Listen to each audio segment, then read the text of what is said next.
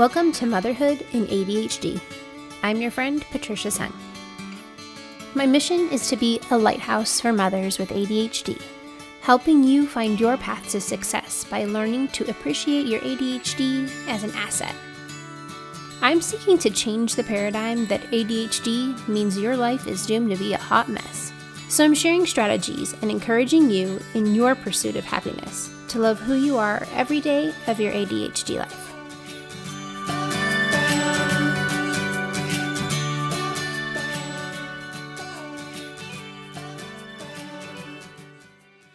Hey there, successful mama. It's your friend Patricia. So we are on part 2 of Perfectionism. Dun, dun, dun.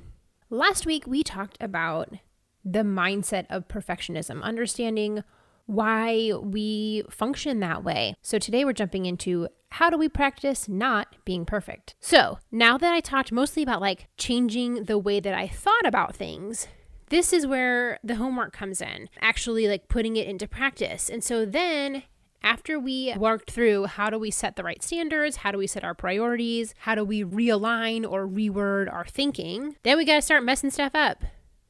I know, not what you wanted to hear. But so my homework was to do something imperfect on purpose. The worst homework ever. So I had to experiment making mistakes. Now, when you start doing these imperfect on purpose homeworks, you want to start with low level risk. Like for me, how I have to reread my email 7 times to make sure that it's exactly how I want it with just the right words. Sending an email to the CEO of your company is not the time to be practicing with this. You want to do this when you're shooting a note to your sister or your neighbor or your best friend, somebody who's not really going to judge the fact that you spelled something wrong or had an extra punctuation mark. Brainstorm where you can purposely mess up that's a low risk item so that you're not feeling quite so stressed about it. Because you're already going to feel stressed about going against the patterns that you have built over and over again. If you haven't listened to your brain as a survival instrument, which is another lesson I learned in therapy, go back and hit that one. You have to give your brain a lot of evidence that this new way of doing things is okay and you're not going to die. So find a low risk way to purposely mess up something that you harp on as a perfectionist. Another homework I had was doing rough drafts, especially when you have ADHD. A lot of times the whole task is just overwhelming because we feel like we have to get it all done and done well the first time around, and that's not true. Look at it like a rough draft. Like when you were back in school and you were writing papers, you start with a rough draft. It's not meant to be the final product. It is a rough draft. It is supposed to be rough. It is supposed to be kind of messy. It's supposed to be kind of a disaster. The whole point is to get started, to get your thoughts on the page, to start fleshing out how it's going to come together. And know that you're just throwing some stuff on the page and you're going to come back to it later and make it better and better. So a rough draft is always better than no work completed. So find something that you harp on with your perfectionism that you could just do a rough draft of. I'll stick with the email thing because that's an easy example. Just throw some sentences on the page and save it in your draft folder, come back to it later. Another thing that's a struggle for me is purposely not finishing things.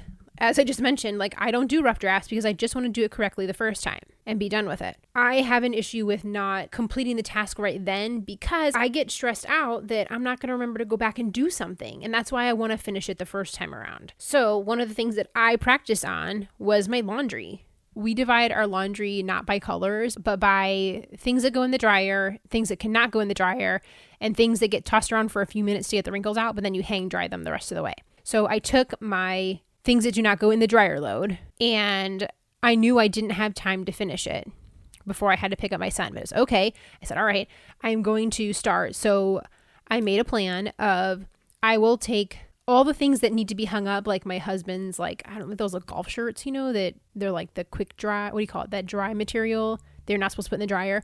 I hung all those up because I knew that I didn't want them to get wrinkled, but I left all of the gym clothes and other delicates, underwear, that kind of stuff that can't go in the dryer, just in a pile there. Yes, they did get a little wrinkly, but also if I have wrinkly workout pants, is it the end of the world? No, it's fine. So this was a very low risk thing for me to do. was to stop the laundry in the middle. So this naggy feeling that I'm like, I have to finish this laundry reminded me that when I came home in 10, 15 minutes that I did need to do that laundry. So I didn't forget. Now, I'm sure as I get in this habit, then it won't be so stressful and I will have to like write down reminders and stuff. So, a calendar reminder or something so I don't forget to go back and do it. But these are like the baby steps we need to take to not doing things perfectly so that we can retrain our brain that sometimes it is okay to not put in that full effort. It's all about that balance of knowing when is right and when it's wrong to push for the perfection. The next thing I had to do was challenge every should, ought, must, have to sentence that came out my mouth or came into my brain. Do I really have to do this thing that I thought I should, ought to, must, have to do? This is really like a constant reminder. So for me, like when I try to do these mindset changes, I put a reminder in my phone on, I use a lot of the whole Google system. So I use Google Keep. You can put a reminder. And so every day it would pop up, say like 10 o'clock, where I would say challenge the have tos. And otherwise I'm not going to remember to do it. And then I can just swipe that away, or you can even put in 2 reminders if you need to. But it is a constant mind shift, a constant battle to challenge the way that you've taught your brain how to function. So I'll talk about that a little more when I get into prioritizing. Let me wrap up with the last thing that I had to work on for perfectionism, and that is forgiveness and grace.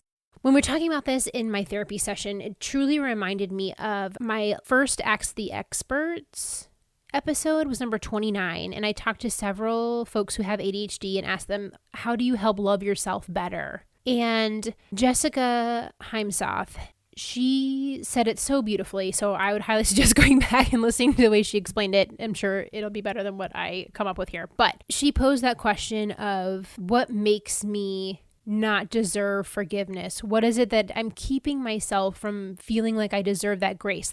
And she talked about if you looked at another woman who made 200 mistakes that day and I only made 100, would I look differently at her? I mean, maybe, but does she deserve forgiveness just as much as I deserve forgiveness? For sure. It doesn't matter whether you made 1 mistake or 43 mistakes or 102 mistakes.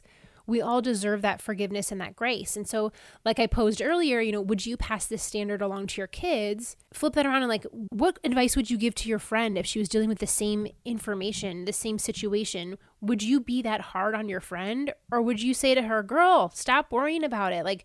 You're pushing yourself too much. You're expecting too high of a standard from yourself. You need to love yourself. Think about that advice that you would be giving your friend. And why doesn't that apply to me? Why am I not telling myself that same great advice, that same grace, that same forgiveness that I would be telling my friend if I was trying to counsel her?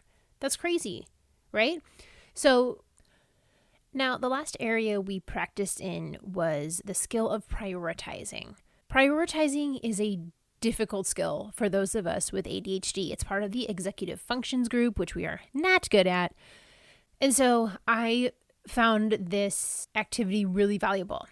So one of the things I was struggling with is the podcast. I love doing this podcast, but it also is stressful and I felt like I had to do it perfectly. But realistically, this is still what I do for fun and I love helping people, but I'm not making money and it's not as important as my family or keeping my household running. And so I had told her we were running into this point of contention because my husband was frustrated that once I put the kids down for bed, I would work on podcast stuff almost every night for at least an hour or 2 before bed. But that meant I was not hanging out with my husband. So she helped me walk through when were appropriate times to be working on the podcast. How do I realistically still do this thing that I really enjoy and that helps people, but yet also focusing on my family? And so we walked through that I would limit podcast work to 2 nights a week, but I would just do it, a lot of it at one time. So instead of spreading it out over every night, I would just take 2 nights a week and after the kids were in bed, just work on it for 3 or 4 hours. And then the prioritizing of the actual tasks, she had me make a list of all the responsibilities I have with the podcast. So I had this list of probably 14 or 15 things, and I wrote them on individual scraps of paper. And then she had me sort them into 2 piles. urgent versus important. Because for me, they were all important. How could I not do part of the process because I'm a perfectionist? It has to get done and it has to be done really well. But realistically, not all of them are urgent. And that's the differentiation that our brains don't pick up on automatically by themselves. The difference between urgent, things that have to get done right now, versus things that are important. They do need to get done, but not necessarily right now. I'm really good at eliminating crap that's not important. I think as moms, we develop that skill pretty quickly because we only have so many hours in the day. But I was having trouble differentiating the urgency of things. So I took all the things that she gave me and I sorted them into the pile. And it turns out of all the tasks, there were actually only 2 things that were urgent, things that had to be done in a time-sensitive fashion. And so that was really liberating to me, is that I knew that if the tasks fall under either communicating with my editor or posting the episode before Thursday, those were the only 2 things that fell in the urgent pile and then warranted an immediate action. Everything else can be done later. It's still valuable. It's still important to me. It just doesn't have to be done right now. And practicing this skill will build it for me. And I'm hoping that one day this will come a little easier, but I'm also really honest to say I have ADHD and it may not. There may not be a point where I automatically can say whether things are urgent or important in the moment. I think I'm always going to have to step back and say, let me take a moment and sit here and think about, okay, what are the tasks that have to get done right now? And what are the things that I can do later? And I have since created in my bullet journal with my schedule each day an area of the urgent tasks, that there's a whole section for things that have to get done today. Because otherwise, my brain doesn't remember what are the things that have to get done today. And I start doing them in a random order because I'm just trying to check off as many things as possible. But there are some things that are more important. So this skill has really helped me just across the board. So all of this said, I gave you a ton of ideas for homework. What I really loved that my therapist told me is that it's not about trying all the things. It would be better to actually pick one of the things and work on it a lot than to be doing all the things a little bit. So it was funny because when I would not do part of my homework, she would get really excited because then I was not being a perfectionist. I left something undone. So choose one of the things, for example, purposely not finishing things. And in the next week, purposely not finish one thing every day or 2 things every day, whatever you can handle in your stress level. Give your brain that evidence that you can not finish things and it's not a disaster and things are going to be okay. And when you get a handle on that, then choose a different area to focus on. Practice that one a lot. And the other great advice she gave me is that journal your experiences. Like, you don't have to journal 43 pages. Just jot down a couple of notes of like, this part went well, or this was a struggle. Just scribble down a few phrases on how that went so that once you get through all of those different things, you can look back and say, okay, well, this one went well, this one went well, this was a little sticky. Here's where I could make that adjust better for my life. This one is fine. And you can see, you know what? I didn't finish 6 things in the last week and it was okay. I was fine. And it's all about giving your brain the factual evidence so that it can rewrite the way that it approaches things. You're teaching your brain to do things in a different way. And it is tough stuff, mama. Don't get me wrong. I'm not saying this is easy, but you can train your brain to look at things in a different way. We can be victorious over our perfectionism with a whole lot of grit and hard work. So, mama, I would love to hear what it is that you work on with your perfectionism. If this is something you struggle with, tell me what worked. Tell me what was a total disaster. Share it all. So come find me on my website or Facebook or Instagram and let me know what you unperfected this week.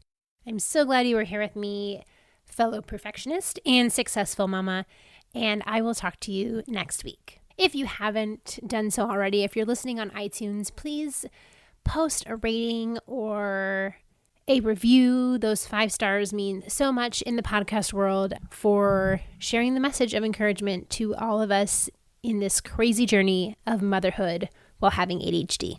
Thanks, mama. Thank you for listening to Motherhood and ADHD. For more resources, head over to our website, www.motherhoodinadhd.com.